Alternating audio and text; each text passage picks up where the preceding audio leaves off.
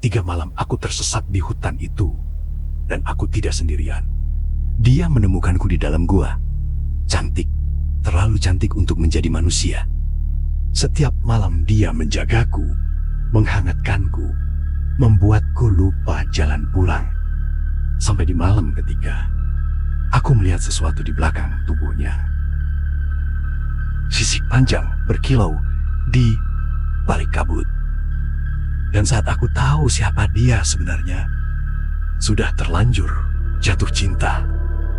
Saksikan cerita lengkapnya di Tirai Kabut.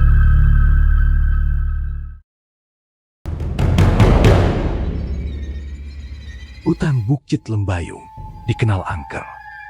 Parjo sudah mengingatkan sejak awal, kalau kabut turun sebelum maghrib, jangan lanjut naik. Tapi Lukman keras kepala.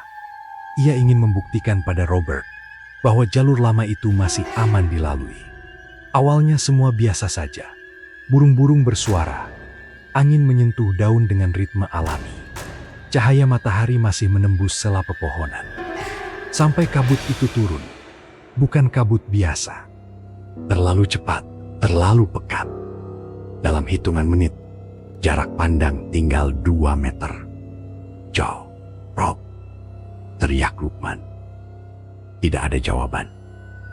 Suara hutan berubah. Tidak ada burung. Tidak ada serangga. Hanya desah angin yang terdengar seperti bisikan panjang.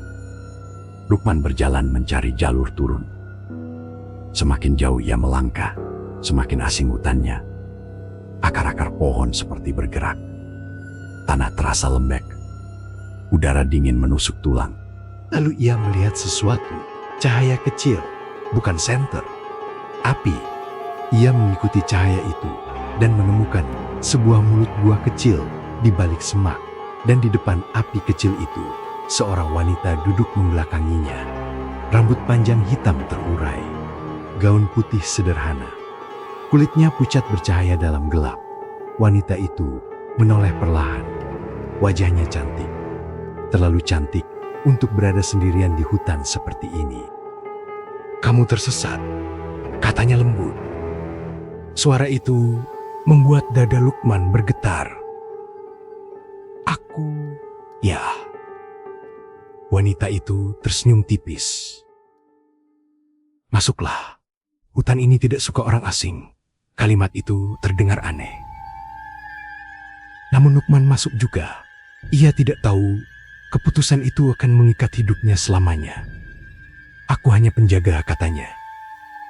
Gua itu hangat. Tidak lembab seperti gua biasa. Jelua ada kehidupan di dalamnya. Di luar, angin meraung seperti marah. Wanita itu menatap api. Hutan memilih siapa yang bisa kembali. Jawaban yang tidak menjawab.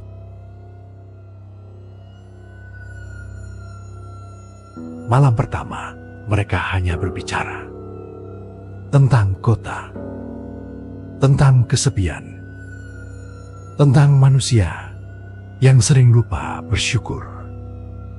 Tatapan wanita itu selalu dalam, seolah membaca pikiran Lukman. Malam kedua, duduk lebih dekat. Kulitnya terasa dingin, tidak terasa mengganggu. Ada perasaan hangat yang berbeda. Ia tidak tahu kenapa jantungnya berdetak lebih cepat. Malam ketiga, Lukman terbangun dan mendapati wanita itu berdiri di mulut gua. Kabut tebal menyelimuti tubuhnya, dan untuk sesaat ia melihat sesuatu di belakangnya. Siluet panjang melingkar seperti ekor besar yang bergerak pelan. Lukman mengedip. Siluet itu hilang. Wanita itu menoleh dan tersenyum. Besok kamu bisa pulang. Nada suaranya terdengar sedih. Begitu hutan tiba-tiba terang. Tidak ada kabut. Tidak ada suara aneh. seolah semuanya kembali normal. Turunlah lurus ke barat. Jangan menoleh. Namamu siapa? Taunte itu nama aku. Kamu tidak akan bisa melupakanku. Rambutnya tersibak. Dan di lehernya terlihat samar pola seperti sisik halus. Lukman membeku. Kamu, jangan menoleh. Ulangnya. Lukman berjalan. Setiap langkah terasa berat.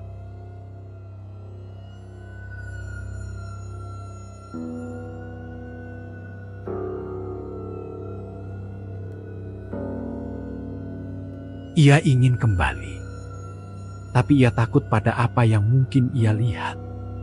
Saat keluar dari hutan, Parjo dan Robert berlari menghampirinya. Man, kamu hilang 3 hari. 3 hari. Baginya terasa seperti 1 malam panjang. Ia menoleh ke arah hutan.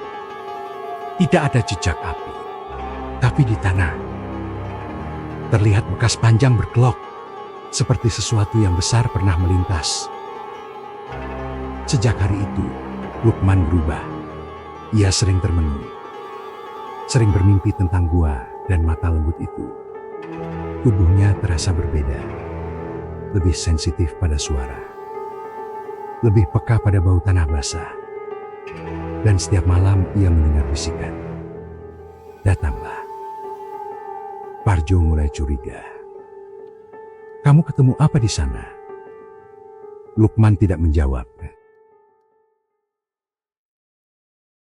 Karena jauh di dalam dirinya, ia rindu, bukan pada hutannya, tapi pada wanita itu. Ia kembali ke hutan sendirian. Kabut langsung turun saat ia melangkah masuk, seolah hutan mengenalinya.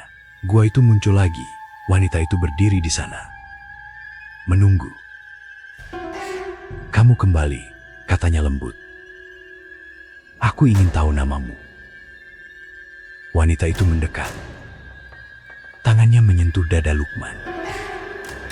Detak jantungnya melambat. Namaku Shalindra. Shalindra. Namang Shalindra. Shalom mama malomana. Shalom mesana. Tanah bergetar halus saat nama itu diucapkan. Penunggu hutan ini sejak sebelum manusia pertama datang. Di belakangnya, tubuhnya perlahan berubah. Kulitnya memanjang, sisik mengilap muncul, mata berubah vertikal. Namun wajahnya tetap cantik. Aku tidak pernah memilih manusia, katanya. Sampai kamu. Lukman tidak mundur. Ia justru memeluknya. Tubuh itu dingin dan kuat. Namun ada kelembutan di sana. Aku tidak takut, bisiknya. Shalindra menatapnya dengan mata yang bukan sepenuhnya manusia. Aku sudah terikat padamu. Hutan bergemuruh, angin berputar, tanah retak, dan Lukman akhirnya melihat bentuk aslinya. Ular raksasa putih sepanjang puluhan meter melingkar di sekitar gua. Namun di tengah lilitan itu, wajah wanita cantik itu tetap ada. Jika kamu tinggal, kamu bukan lagi manusia. Lukman menutup mata. Ia memilih tinggal. Beberapa bulan kemudian warga desa menemukan Parjo dan Robert pingsan di pinggir hutan saat mencari Lukman. Di dalam hutan, mereka mendengar suara aneh seperti tangisan bayi dan desis panjang yang lembut. Sejak saat itu, hutan Bukit Lembayung tidak pernah sama. Kadang terlihat wanita cantik berdiri di tepi kabut. Kadang terdengar suara pria tertawa pelan di dalam gua. Dan konon, jika kamu tersesat di sana 3 malam berturut-turut, Shalindra tidak hanya menawarkan perlindungan, ia menawarkan cinta.